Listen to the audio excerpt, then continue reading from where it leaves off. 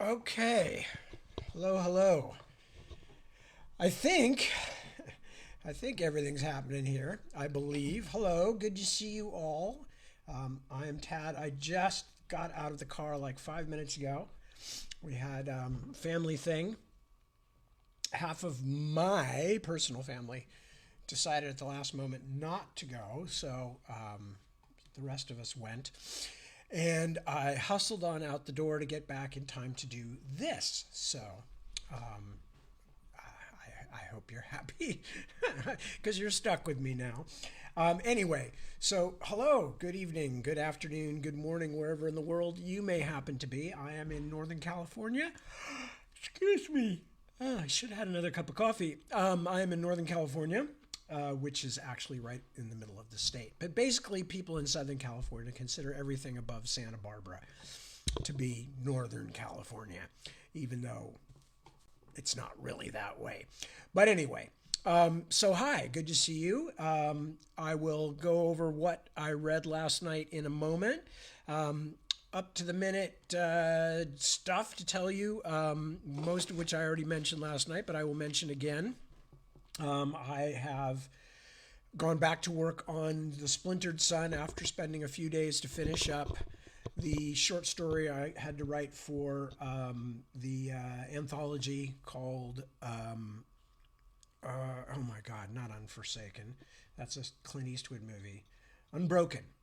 Anyway, it's being edited by Peter Arulian and Sean Speakman, and my story is called "The Gophers and Gregory Garza," or Gregory Garza and the Gophers. No, "The Gophers and Gregory Garza." It was originally named "The Voles and Victor Vargas," but I realized that Voles didn't quite fit the bill for what I wanted to do in the story. So anyway, I got that finished. I'm back to The Splintered Sun. Juggling many things. Dogs are crazy, but they're getting along fairly well as a pair of dogs. But Johnny has I can't say it's a new friend. There we have what I refer to as a neurodivergent deer. We have many deer on the property, and most of them, don't come within 100 yards of the house. They just hang out there in the more wild parts of the property, and they, eat leaves and grass and stuff like that. But there's this one deer, and it's a young male, I think, and he just, for some reason, he has no concept of danger. He comes right up to the fence where Johnny is, and then Johnny, of course, barks at him very excitedly, driving the entire neighborhood insane. I have gotten to the point now where the only thing I can think of to do is shooting this deer occasionally in the butt with a BB gun, to give it the idea that there are consequences to getting too familiar with humans and human properties, but mainly to keep the neighbors from calling the police, because the deer will just stand there for like 20 minutes and Johnny barking the whole time, like 16 feet away from it or less on the other side of a fence. But our fences are such that he can see through them. So anyway, that's it's always excitement of one kind or another, just big fun. So anything else to relate? Just the usual, just very complicated last couple of weeks. I've had all kinds of crazy stuff going on. I mentioned that we had two cars totaled and a third car with a small fender bender. I wasn't driving any of them. I must feel compelled to say in my own defense, but I am the one dealing with all the insurance stuff and various other crazy things. And it's not just insurance, it's having to find copies of titles or to get new copies so that the cars can get released from where they've been towed to, and blah, blah, blah. Anyway, so there's been a great deal of that and various other things going on this week. I have not had much time to work, but when I have had time to work, I had to finish that story, and then I have gone back to The Splintered Sun. At the moment, everything is relatively calm. Just before I started this broadcast, this reading, whatever you want to call it, Lemon was just barking over and over again, and I was thinking, oh, everybody's going to finally get a chance to hear what that dog sounds like when she's being nuts. Because I think you've probably heard Johnny when, like, a pizza delivery person shows up or something. But Lemon is also capable of loud, obstreperous barking. So, okay, before I go start talking about what I'm going to be reading, let me check in and see who has made comments or checked in. And there's Trish. I see Trish is here. Laubacker. Mark, my friend, one of my many friend Marks, but definitely one of the really good ones. Mark Gamble is there. Kristen is here. Hello, Kristen. Susan Shamblin, Claudia War, or Claudia. I now can have my pick between the two pronunciations.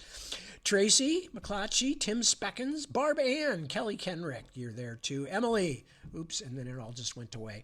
Medardo, mi amigo Medardo. Ray Weatherford, hi Ray. Jim Laubacker. So we've got two Laubackers here.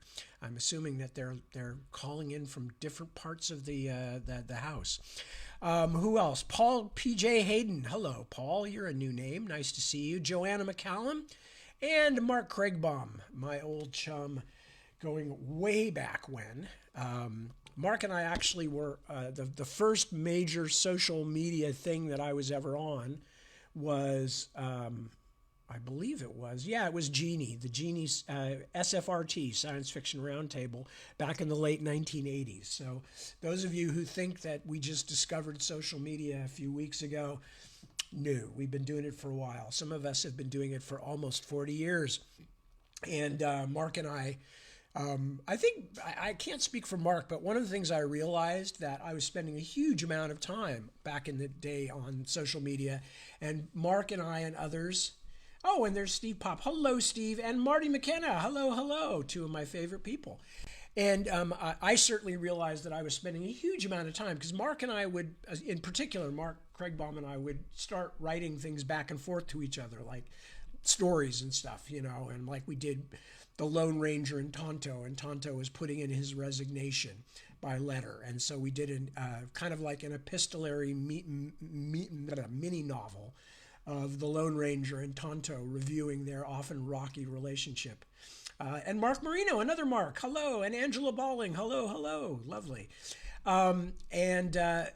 So, I mean, I was spending hours every week writing these things and posting them online for free. And that was the very early days of the internet. So, I mean, I didn't begrudge it then, but I did kind of learn my lesson in the sense that I didn't really want to keep doing that forever because that's the energy. Yeah, Marty says, since the internet came in the mail on a CD-ROM. Yes, exactly. But I certainly, after several years of that, I realized, like, I'm putting in a huge amount of energy without getting anything back. So I'm basically doing Genie, which was GE, General Electric. That was their servers and all that stuff. I'm basically doing Genie and General Electric a favor by doing my professional work for free here on there. And we did some very fun things. I mean, Mark wrote some amazing poems and we did funny things back and forth and all that. So, we were putting in a lot of work. But I don't, as I said, I didn't begrudge it at the time and I don't begrudge it now. But I did realize at a certain point, hang on, this is what I do for a living. Mark too at the time. We're spending a lot of energy, basically entertaining people, which is, what we do, but it's also, what you do to make a living. And at a certain point you realize, boy, I'm spending more time working on these things, than I am working on the actual things which pay my mortgage and things like that. I see, two more people, Nathan Nielsen and Mike Schaefer. So good to see you both. Thank you for joining us. I am going to start reading fairly early tonight, in part because my brain is shattered and from hanging out with my extended family, my brothers and their families, and lovely people they are too. So my brain is not shattered because it was anything difficult or negative. My brain is shattered just because anytime I leave the house, I exhaust myself very quickly. So, what were we reading? Okay, so last time we were reading about Bobby was stuck in an elevator with a servant of the Mastema, which is kind of like the elite, awful people of hell. And this kind of gloppy, nasty-looking thing had commandeered the elevator that Bobby was trying to use to get up to the part of hell he wants to get to, where Kaz is. and which is the Red City or Pandemonium. And instead, this thing commandeered the elevator he was in and sent it plummeting down into the depths. And it was making Bobby not just physically ill, but actually it was starting to kill him as he was getting deeper and deeper into the punishment levels of hell. Just the oppressiveness of it and all that was literally killing him. And the thing stopped the elevator and just threw him out into one of the lower punishment levels, where he met a bunch of unpleasant characters, got his demon hand on his demon body bitten off by Block, who is based on an actual historical personage, as some of these characters now that you're going to be running into in this part of the book actually are. And Block was one of them. So then he was allowed to leave this particular place where he lost his hand, and he managed to make it back to the elevator while suffering from extreme blood loss and only surviving because he was in this demon body, although even a demon body can't last forever when it's bleeding out. And he tumbled out. He managed to get back into the elevator, get all the way up to the Red City, to Pandemonium, and tumbled out and got out of the station and promptly got hit by some kind of vehicle. And the last thing he remembered was somebody saying to him in a sweet feminine voice, "Oh, the poor pretty creature." And as Bobby says, then it all went away. And that's where we are starting the next section of the story. Interlude, it is called. Kaz was asleep. I was lying beside her, too buzzed to do anything except think. God knows I should have been sleeping too after the day I'd just had, ambushed while trying to auction off something I didn't actually have, shot at, chased by an ancient supernatural monster, several minutes under extremely cold water, breathing through a tube, then a couple hours of vigorous sex with a she-demon. This all happened in the first book, by the way. I should have slept for 100 years like Sleeping Beauty. Instead, not sleeping Bobby lay in Kaz's curtained bed with his hands laced behind his head, watching the translucent fabric sway gently in the air conditioning. The curtains were red, bright yellow, and several shades of earth tones. It seemed odd to me that Kaz would choose such flame-like colors, but the entire apartment was like that, a cross between a grand opera about the Middle East and a Dutch prostitute's red light flat. I was thinking, but not about anything important. I couldn't afford to think about anything important because at that moment I couldn't do anything about anything. I could have closed my eyes and tried to force myself to sleep, but that never works with me. So, instead, I just lay there, listening to Kaz's quiet breathing and fantasizing about an impossible day when we could be together like this without threatening the entire balance of creation. But any attempt to imagine a future for us quickly fell apart. Even assuming we weren't vaporized for our crimes by her bosses or mine, where would we live? What would we do? There goes Lemon. Before that night, I would have immediately recognized the stupidity of even thinking about an angel like me living a normal human life. I would have shaken my head, laughed ruefully, then gone out with Sam for a couple of drinks to soak the ashes of the extinguished dream and render it harmless forever. But I wasn't sure that was going to work this time. I wasn't sure if I wanted it to work. But what was my alternative? This one night, as Kaz kept saying, and then nothing? Only memories? I'd been born into my angelic existence without any real memories at all, so I couldn't imagine what it would be like to have memories that were better than the rest of your life could ever be. How could someone live like that? How could someone keep any kind of faith that the universe made sense? Then again, whatever made me think the universe should make sense? I worked for God Almighty himself, the highest, and I was just as confused as every other thinking creature. Was this really the end?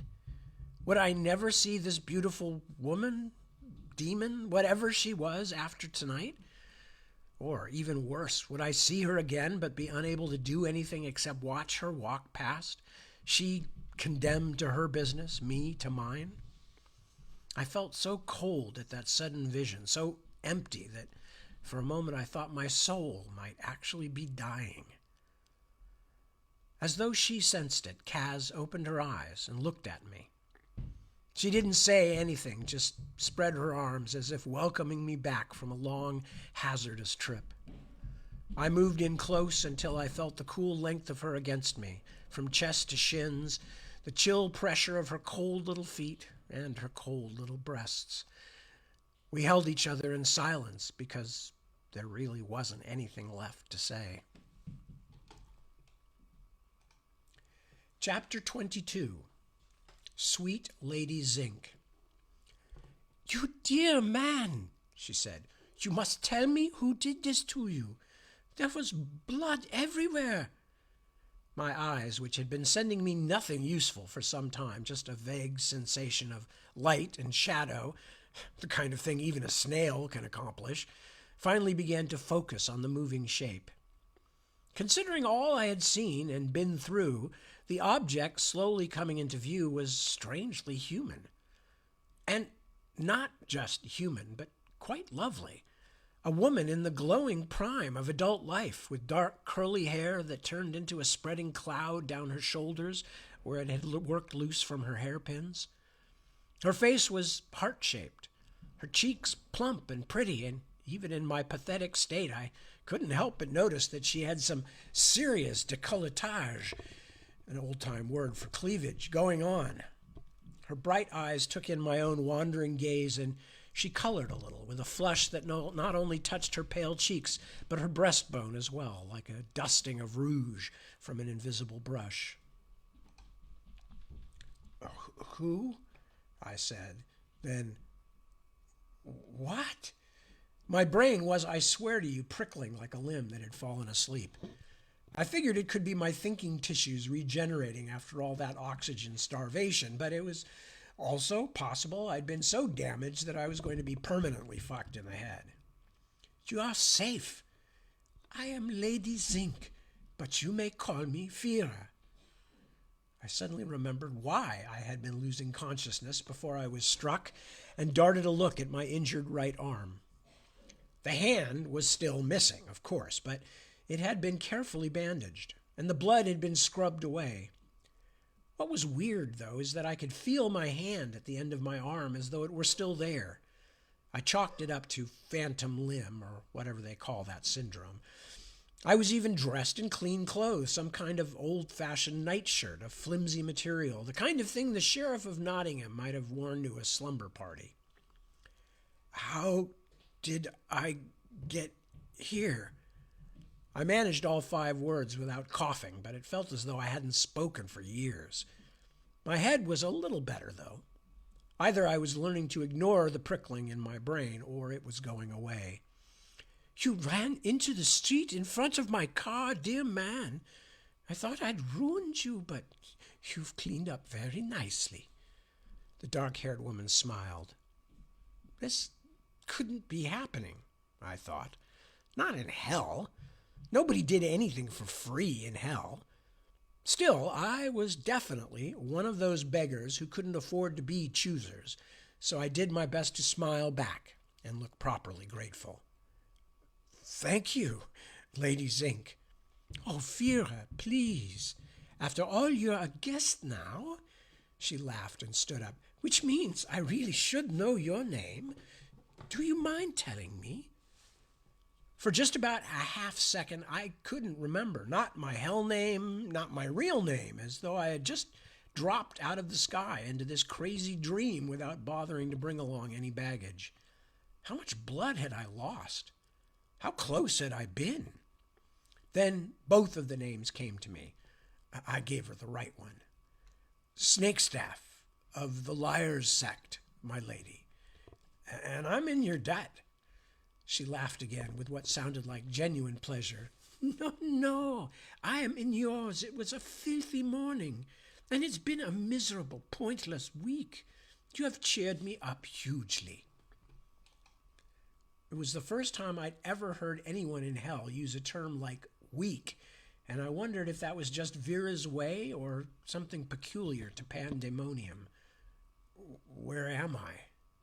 My house in the Trembling Heights. Now rest. We will have plenty of time to talk as you recuperate. If you need anything, ring the bell for Belle. It took me a moment to realize the second Belle was a name. I was distracted because Vera had been sitting at the foot of my bed but now stood, and I could see her whole. There was a lot to see. She was curvy but slender-waisted with a graceful neck, and although she wore a long dress that covered her legs, I suspected they were nice too. Yes, even nearly dead guys notice things like that, even when they're angels in demonic bodies. It had nothing to do with Kaz, and it didn't really have anything to do with sex, since I felt so weak I couldn't have put up a convincing tussle with a ball of yarn. That's just the way the male eyes and brain are hooked up. Go sue the highest if you don't like it. Lady Zink went out. I spent a moment surveying the room, which looked like old Hollywood's idea of the Middle Ages, including stone walls and a high window with no curtains. But I was too exhausted by the short conversation to even think about getting up and finding out whether the door was locked from the outside, whether I was a prisoner, because at that moment I couldn't have cared less. Some of the higher demons liked to play act, I knew. Maybe this was all some elaborate game. It couldn't be real, could it? I couldn't actually be safe, at least for a while. Could I? Safe or not, I was still exhausted by what I'd just been through. I sank back into the richness of a bed and the fuzziness of my wits and let sleep take me. I woke up to find a very different woman in the room, this one tall and heavy-set. I groggily remembered that dark-haired Vera had mentioned someone named Belle, and this woman did seem to be dressed in the plain style of a servant.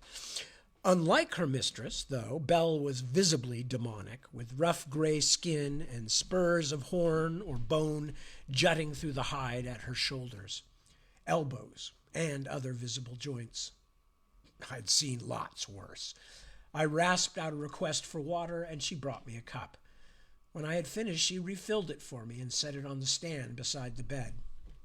She looked stronger than me, especially the weakened version of me lying in the bed, but she seemed kind enough, showing me a sort of smile and squeezing my hand when I handed the cup back to her. "Don't worry, sir. You will be well soon," she assured me as she went out. The prickling was definitely almost gone. I felt less dizzy than before, as though I had slept for some time. I wondered how long I'd been out. I literally had no idea if I had been in Lady Zink's house for hours or days, and I couldn't see a clock. You'd think, considering how much of a curse modern civilization clocks are, that hell would be full of them. But no. In fact, they don't have calendars either, although they kept dates and even seasons of a sort. I guess when you've been condemned to infinite punishment, you don't want to dwell on how slowly time is passing. Not to mention that if it was anything like heaven, time didn't pass, at least not in any normal way. As my wits came back, I also realized that I couldn't trust any of this apparent kindness. Even if it wasn't some trick, even if Vera herself was the rip-rash of her upper-class demon set, that didn't mean everybody she knew wouldn't happily eat me or turn me in. I had to be careful. I staggered toward the window, which to my happiness didn't look barred or defended in any unusual way, as if I truly was a house guest. I was hoping a view of the outside might give me an idea of what time of the infernal day it was, which would be a start at orienting myself. It seemed to me that I had been in hell for months, and although I didn't have a formal deadline on leaving again, I knew if I didn't find the Countess of Cold Hands and get out soon, I'd never get out at all. The crushing weight of the place, the sheer dull horror of it was wearing me away. Only the memory of Kaz was keeping me moving. The knowledge that if I didn't do anything, her lot was going to be the same as all these others. Eternal misery. In fact, I had probably made it worse for her, and not just by exposing her to my sparkling, charming self.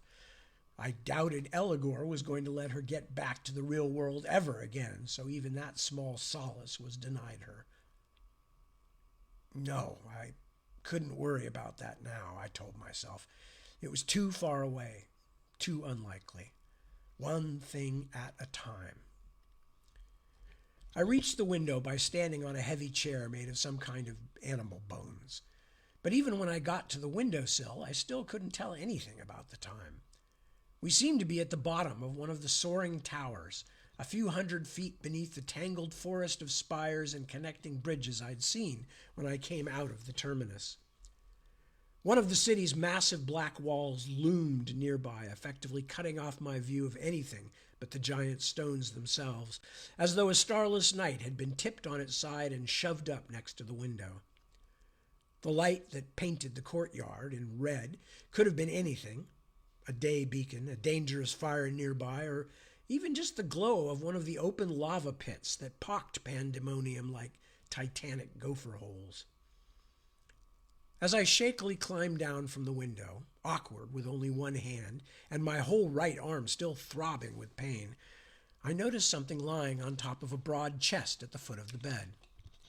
Face down, in the middle of a gentleman's grooming assortment, tweezers and brushes and such, lay a heavy hand mirror. I hadn't seen my own face since I'd been in hell. I'd grown quite familiar with my gray and black skin, patterned like some creature of the African veldt, even fond of it, because it was tough as buffalo hide, but my features were still a mystery to me, except that they felt human to the touch. Hell was very short of reflecting surfaces, almost no clear standing water, of course, and most metal too defaced by rust and corrosion to show a reflection. I lifted the mirror with a mixture of unease and curiosity. I got a shock, too, I can tell you. It wasn't that the face didn't match the skin, because it did. The dark gray and light gray had the same streaky pattern, and black stripes rose from my jaw on either side of my mouth, over my eyes, and up into curls that looked a little like Maori tattoos across my forehead. The mouth was fanged, but I knew that already, and even the eyes were pretty much par for the course, a pale goatish orange with vertical slits like a cat's. But the astonishing part was that it was my face under it all. Bobby Dollar, immediately recognizable like a hastily painted stolen car. No shit. The demon body amounted to no more than camouflage, and I had real doubts that it would fool anyone who had met my... Let me try that one again. The demon body amounted to no more than camouflage, and I had real doubts that it would fool anyone who had met up with my earthly self, a group that included Grand Duke Eligor, the monster I was planning to rob. Panic swept over me. I had been walking around in more or less my own face the whole time I'd been here. How could that be? Had Lame failed me? Or had Temuel betrayed me somehow? But why would he go to such elaborate lengths when all he needed to do was report me as AWOL and let his superiors do the rest? The Ephorate, investigating my buddy Sam's third way movement, had seemed to be only a moment's irritation away from condemning me anyway. I'd been walking around hell wearing a huge kill me sign for weeks without knowing it. I tried to calm myself. Perhaps it wasn't anything to do with Temuel betraying me, but some effect of the body transfer. After all, I'd never heard of any angel using a demon body before. Back on Earth, my bodies always looked kind of similar. Maybe this was the same process at work. But did that mean that our souls had built-in facial features? That seemed crazy to me. The door opened, startling me so that I dropped the heavy mirror. I tried to grab at it with my hand, I tried to grab at it with the hand I no longer had, but only kept it from breaking by flinging out my bare foot and letting the mirror fall on that instead. "What are you doing, my lord?" said Belle. "You will hurt yourself." The servant hurried to me, picking up the mirror as though it were light as a playing card, then used her other strong hand to guide me back toward the bed. Too soon to be getting up." She shook her head like a mother gorilla with a wayward youngster and gave me a gentle push that almost flung me across the mattress and off the other side. "Back you go. My lady will be angry with me if you harm yourself. Do you want me to lose my position?" I assured her that I didn't, and in truth it was rather nice to settle back into the sheets, but I still couldn't figure out what was happening. The cats are rioting in the background, you may have noticed. But I still couldn't figure out what was happening. Why was Lady Zink treating me so kindly? I was, at best, a very minor member of the demonic nobility. My hostess, by comparison, clearly had an awfully nice thing going here. Did she want something from me? And now I had to worry about my treacherous face, too. Worrying is hard work, though, and my body was still very weak. Sleep soon chased my thoughts away. I woke to find Vera and her servant tenderly changing my bandages. The wrist had almost completely healed, the ragged marks of Block's teeth now covered with new pink skin. But what was astonishing was that my wrist seemed to be growing new bone already. I don't know what they put in these hell bodies, but they heal faster than the ones heaven provides, and at that moment I wasn't complaining. The worst of the pain was gone, nothing left but a mild throb, and although my brain still prickled when I first woke up, I had a sense of physical well-being I hadn't felt since beginning my infernal adventure. "You are doing so well," Vera said when she saw I was watching. She got up quickly, as though sitting on the bed of a man awake was different than sitting on the bed of a slumbering invalid. "I think you are ready to go outside. Would you like that?" No shit. I was feeling surprisingly well, and although the timer in the back of my thoughts was still ticking, I nodded. A chance to reconnoiter could only do me good. "Wonderful," she said, and the look of pleasure on her pretty face was girlish. Why was this woman in hell? Did I even want to know? "Then we shall go out tonight. Francis and Elizabeth are having a party, two of my very closest friends, and you shall be my escort, handsome Snakestaff." I suffered getting dolled up by the two women with as much good grace as I could muster, since no matter what secret worries I might have, Vera had done me nothing but good so far. Eventually they rigged me up in what they thought of as suitable clothes, including a tie and what seemed a distinctly Victorian-looking long coat. A pretty damn fancy outfit. Once I was dressed and seated, Vera herself very tenderly tied the tie, a narrow affair more like a ribbon than anything I was used to. I thought it made me look a bit like a posh Old West gunfighter, with a skin condition and yellow eyes. "It's the climate, of course," she told me, breathing on my ear. "Too hot for an ordinary tie. Do I have to wear one? I've never liked the things." Vera gave me a look of undisguised horror. "Do you think I could take you to meet my dearest friends without you being properly dressed?" While I waited for her to finish her own preparations, I sat stiffly in a chair and watched brawny Belle tidy my room. "She likes you," the big woman said with a distinct twinkle in her eye. She pushed heavy furniture around as if the pieces were made of balsa, then swept beneath them. "She thinks you're handsome." I did my best to smile, but felt a little as if I was betraying Kaz. Not that I'd done anything or planned to, but this sudden emergence into a life of parties and fancy dress didn't seem exactly in line with my mission either. Still, it made a welcome change. "I just need to get the lay of the land," I told myself. I'm a spy, after all, an enemy agent. Nobody blames a spy for trying to blend in. We were driven in a chauffeured car. Vera called it the motor, which was my first chance to see the vehicle that had run over me in front of the terminus.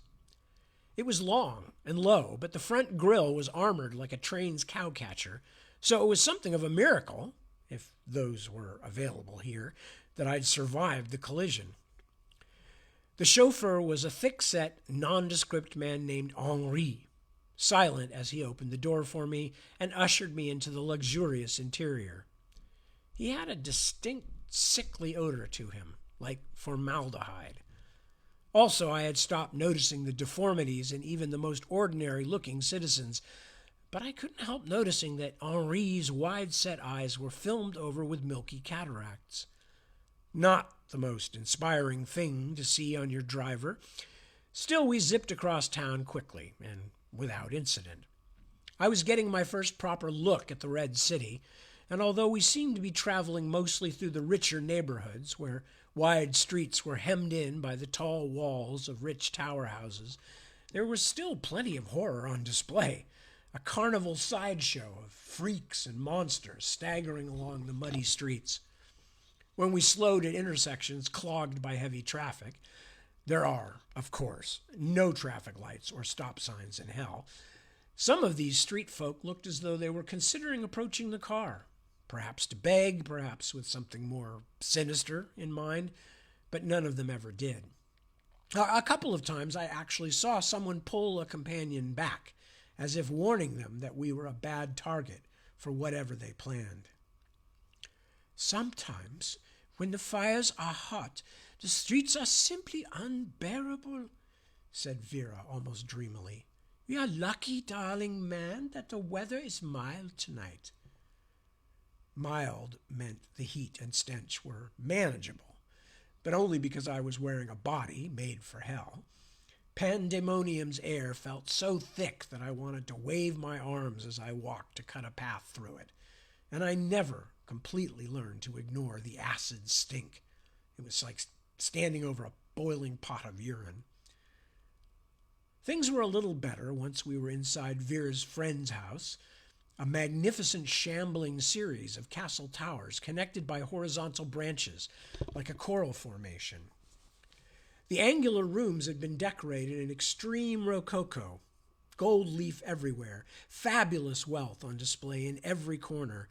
But just in case I was tempted to forget where I was, the sculpture and paintings all portrayed brutal suffering, contorted figures, and famous scenes of terror, including a detailed series of engravings of Joan of Arc being burned at the stake, which showed her body being eaten by flames even as she prayed and wept.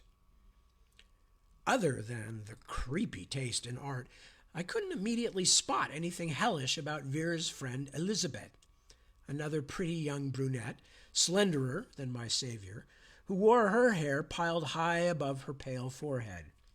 Her husband, or boyfriend, it wasn't quite clear, Francis, did show signs of his citizenship. His bearded face and all visible skin were covered with bumps and pustules. It didn't seem to matter to Elizabeth, who referred to him several times as my great love and my only man. They both wore Renaissance fashions that made my Victorian gear look quite modern, and their guests were dressed in clothes from at least a dozen eras, including styles I had never seen. If it hadn't been for the obvious physical deformities of many of the guests, the whole thing would have looked like any old costume party. It was hard to reconcile the ungodly misery I knew lay all around us, and especially underneath us, with this cheerful, happy hour gathering. In fact, for these rich demons, it seemed more like an entire happy eternity of partying while the damned slaved for them. I should have been outraged, but I confess I was too worn out for outrage, and it was nice not to be running for my life. What can one angel do anyway? I thought. It's been like this for thousands upon thousands of years. Blame God, not me. One of the most disturbing guests was a man named Al, who had the look of a month's buried corpse, his eyes sunken and filmy, nose black with rot, and his suit covered in grave mold. Despite his unfestive appearance, he seemed quite at home, and at one point he leaned over to me and said in a confidential whisper, "You've fallen in with the best, lad. Couldn't have struck better. Our sweet Lady Zinc is a wonderful woman." I smiled and nodded, but Al didn't just look like a corpse. He smelled like one, too, so I moved on. I took a drink from a servant. It wasn't all that much better than Rip Rash's demon rum, but the glass was clean, and I could feel my demon body repairing the damage to my throat and stomach after each sip. The guests talked about many things, and as I moved restlessly from room to room, I listened in on dozens of conversations, but I didn't hear a single one mention anything about the past or their lives I didn't hear a single one mention anything about the past or their lives on Earth. Instead, the talk was the sort of things rich people chatted about everywhere. The problem of finding good servants, gossip about their social set, and discussions of the best places to go on holiday. It was like hanging around with a bunch of rich fascists. After a while, I just stopped listening to the cruelty underneath the words and let it all wash over me. I did begin to feel a bit better about my chances of passing undetected, since they seemed like a pretty incurious lot. Nobody asked me a single question about my background or seemed to need any more information than that I was Vera's guest. I was one of the crowd now, it seemed. The in-crowd. I found Vera and Elizabeth again in the main parlor, a candlelit room whose high ceilings were decorated with golden cobwebs. As we chatted, a young man who had been introduced to me earlier as Fritz, a handsome fellow in a military uniform, hurried up to us. Other than a ridiculously puffed-up chest under his military tunic, he was perhaps the most ordinary-looking person in the room, at least by earthly standards, but there were a surprising number of demons there who looked nearly human. "Elizabeth," he squealed to our hostess, "you'll never guess who's arrived." "Fritzy, my chicken, do you have to be so common?" Vera asked. "We're gossiping." "Then I have something you'll really like to gossip about," he said, grinning.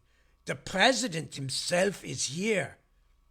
I turned, half expecting to see Richard Nixon with a party box of wine coolers or something, but the figure coming through the door with a small entourage of lesser demons was unfamiliar to me. Or so I thought, a tall, spare figure in a black tailcoat whose elongated face and sharp, curved nose made him look like a humanoid crow. Then I realized who he was. Even worse, he had actually met me in my Bobby Dollar body and might recognize me. "Came the Grand President of the Council of Hell," a servant announced loudly. This was the bastard who had run interference for Eligor at the big Heaven-Hell conference in San Jude, just before the Grand Duke tried to roast me like a marshmallow. I couldn't do anything but watch as that infernal raven, black eyes bright as blobs of oil, came toward us. Worst of all, he was looking right at me and beginning to smile. I didn't think it was a very nice smile at all. Chapter 23, A Long Night at the Opera. Came approached, with a grin on his beaked face like the cat that ate the canary, except in his case it would have been the canary who ate the cat. My heart was pounding, and if hell creature bodies could sweat, I would have been dripping like a melting popsicle. I had only a couple of seconds to decide whether to run or stand my ground. If the Grand President and his entourage hadn't been between me and the front door, I probably would have bolted. But I had already discovered that the rest of the sprawling house was a maze that I couldn't navigate even with a compass, so I took a deep breath and waited. Came took his eyes off me long enough to bend his long, skinny body and kiss Elizabeth's hands. Then he did the same for Vera. "It's so kind of you to grace us with your presence, Your Honor," Elizabeth said. She sounded like she meant it, breathless and pleased. "It's always a pleasure to visit your splendid residence, Countess," he said, which was the first time I'd heard any of the guests give Elizabeth that title. And it reminded me of Kaz, my own countess, captive somewhere in this mad city. "And Lady Zinc, what a sublime thrill it is to see you again as well." Vera colored quite charmingly. She seemed more impressed by the president even than Elizabeth had been. "I'm flattered you remember me, my lord." "Came, please. These are my leisure hours." And then he straightened and turned to me, his wet, bright eyes flicking up and down as if I were a tasty bit of roadkill he was examining from a convenient height. "And you must be Vera's guest. Snakestaff, is it not? When last we met, she could speak of nothing else." "Oh, you have such a good memory, Grand President." She turned to me. "It was the night we found you in the road." "Knocked him down, is what you told me." The Grand President made a merry, flirtatious face, particularly horrible on his bony, exaggerated features, like some kind of exotic tribal mask. "And please, Lady Zinc, I do not wish to keep correcting you, but you must call me Came." As Vera made fluttering little sounds of agreement, the president turned back to me. I was just beginning to relax. Apparently he had been looking at me only because Vera had mentioned me. "But now that I see you up close, sir," he said, "I find that there is something familiar about you." He might as well have reached into my chest and squeezed my heart. "Is it possible we have met before?" I mean, no, I don't think so." I felt as if everyone within 20 yards was staring at me. "I come to the Red City so seldom. The most of my business is in Perdition Valley, several levels down." "A lovely little province," said Came in a pleasant tone that suggested he'd never heard of the place. "Well, there are several of your guests that I would like to greet, Countess, including your husband, who I see over there plotting some mischief with that old villain Pope Sergius.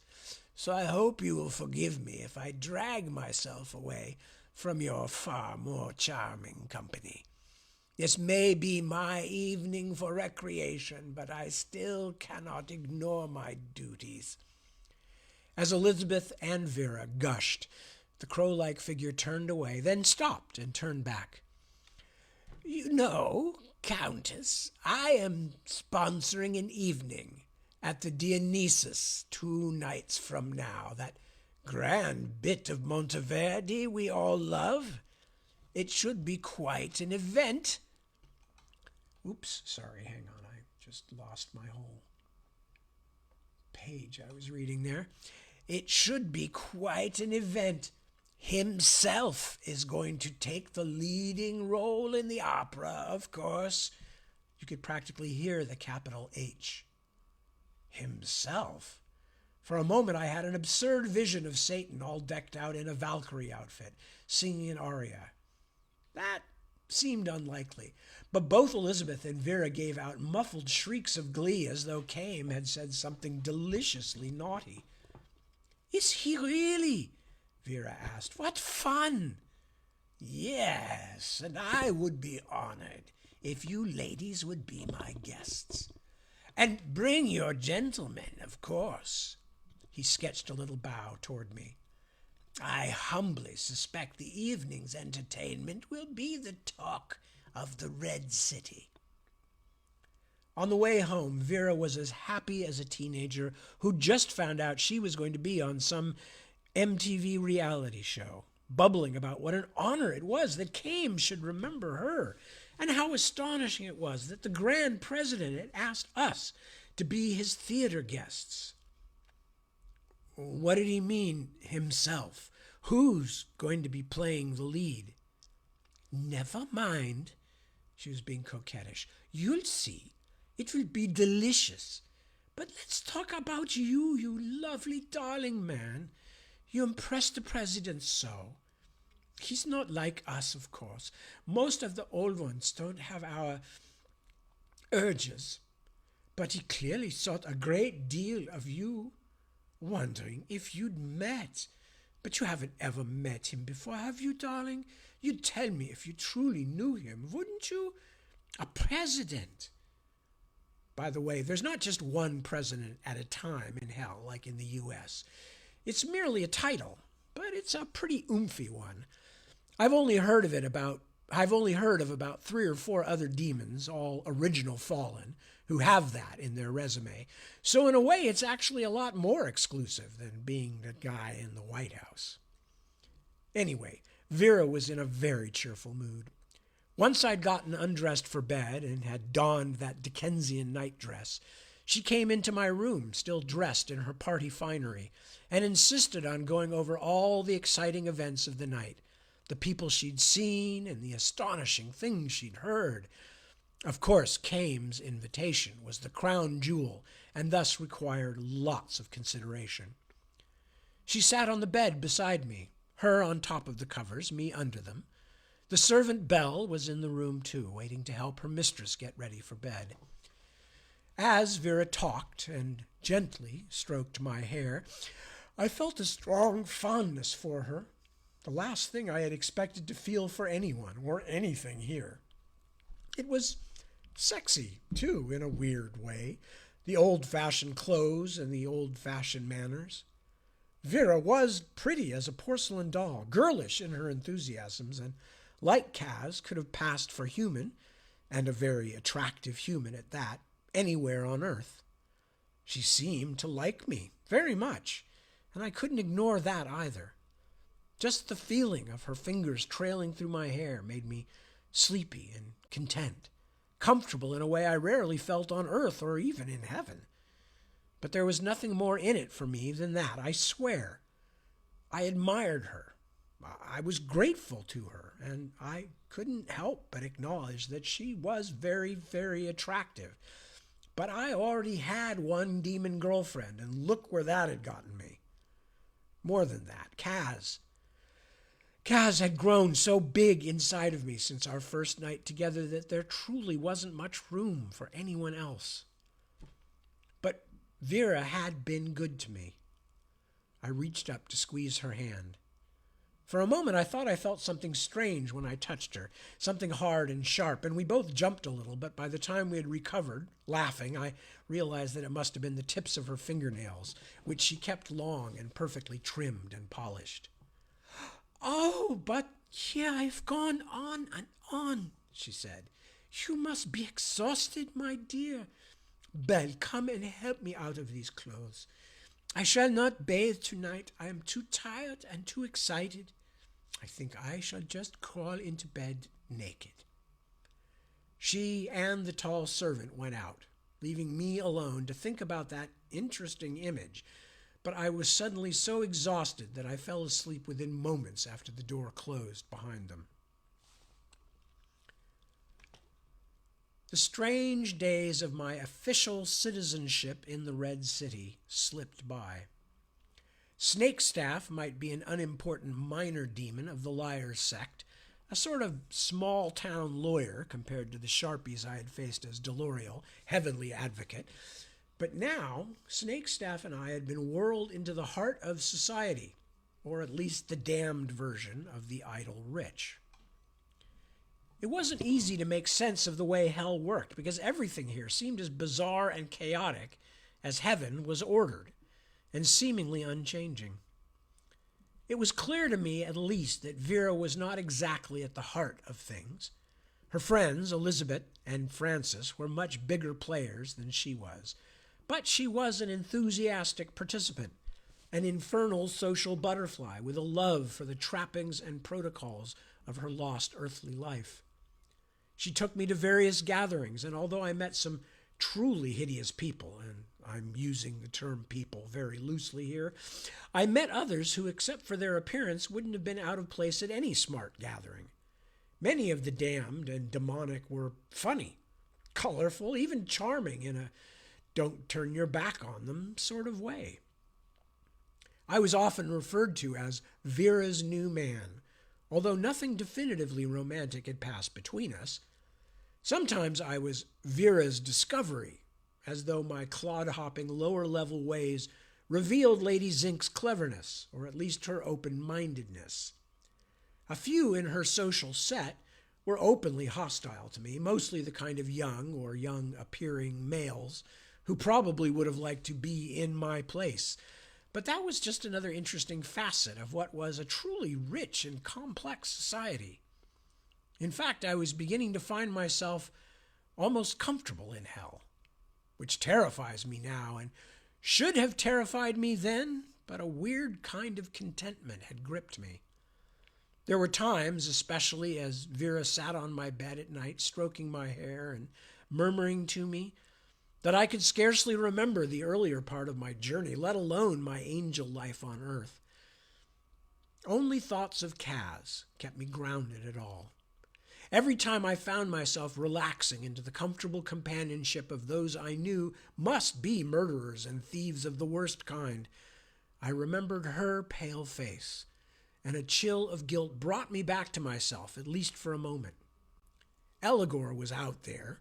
I heard him mentioned occasionally in breathless tones as if he was a rock star who lived nearby, which meant Kaz had to be out there too, somewhere, even though I would probably never meet her by accident in a city this big. But there were other times when I could hardly feel her at all, could hardly feel anything except the warm contentment of being safe and being admired. Things were looking up, after all. My hand was growing back. New finger bones had sprouted, growing out of my wrist stump like early corn stalks. But mostly I just liked being safe. I had been hunted and haunted for a long time now, and not just in hell. Okay, we're almost at the top, but I'm going to read a bit more of this chapter.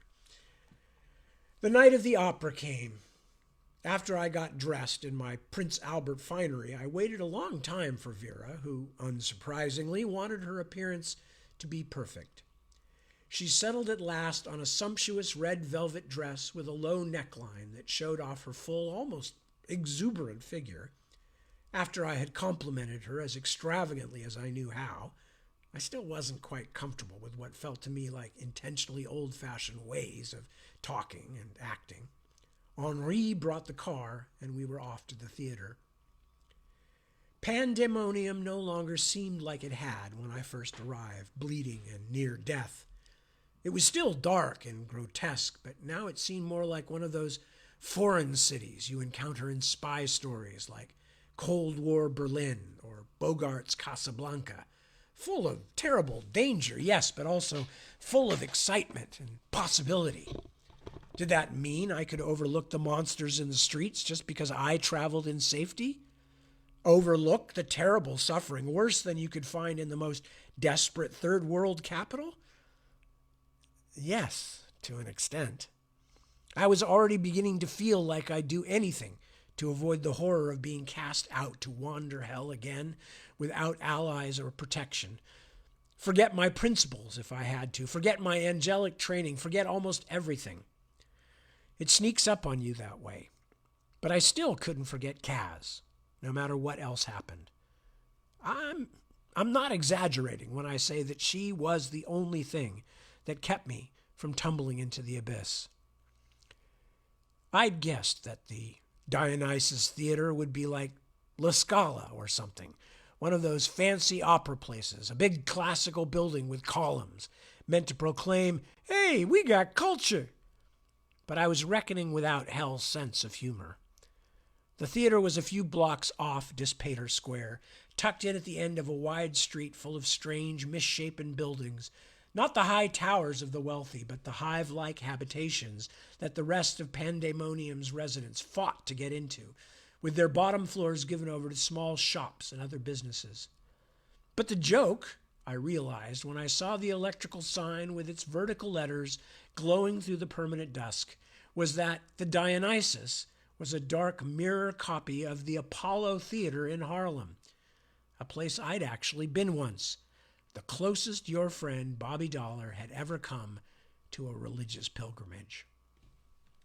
And I am going to stop there because it is the top of the hour and we still have a lot more chapter left, but we will get to it next week. As to the best of my knowledge, we will get to it next week. So, with that, I should say thank you so much for joining me. As always, it is a great pleasure to spend some time with you and reading and all of that. And a great pleasure to hear from you all.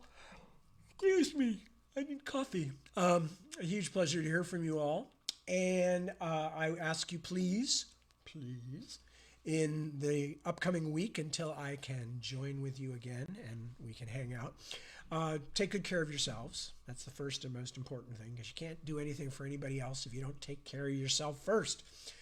Obviously, take care of your family and other loved ones and close friends and all the important people. But keep an eye out for others too, because there are lots of people out there who don't have anybody looking out for them and sometimes just need a kind word or a smile. As I often say, maybe a couple of bucks to buy, a cheeseburger or something. I mean, whatever. Lots of people needing help out there, and helping each other is how we will all get through what Prince referred to as this thing called life, brothers and sisters. So, with that said, preach, done, rant over, and I will see you next week. So, peace, be well. Ciao ragazzi.